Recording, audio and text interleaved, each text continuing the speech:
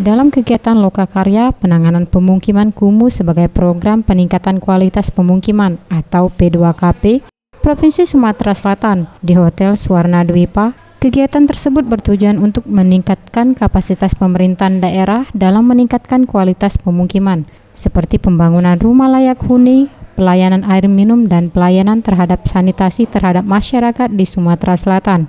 Menurut Robinson Perli Vanunsu, Satker Pengembangan Pemukiman dan Penataan Bangunan Provinsi Sumsel, di Provinsi Sumsel terdapat 3.200 lebih kawasan kumuh yang tersebar. Ada di Kota Palembang yaitu 2.000 kawasan kumuh yang tersebar di daerah Lima Ulu, Kertapati, dan lainnya. Kebanyakan kawasan tersebut berada di pinggiran Sungai Musi.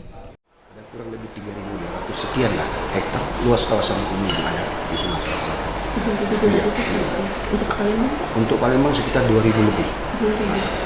Dan sebagai komitmen yang tinggi pemerintah pusat, kita juga meluncurkan dana-dana di tahun 2015 ini, termasuk dengan program MUS, Network Urban Shelter Project, peningkatan kualitas pemukiman kumuh. Ia menambahkan, ada 7 kategori penilaian kawasan yang dapat dinyatakan tidak layak huni atau kawasan kumuh. Di antaranya, tata letak bangunan yang tidak teratur, aksesibilitas jalan menuju kawasan banyak penghambat, dan lainnya. Izalisati, Setiawan Rizky, Sriwijaya TV.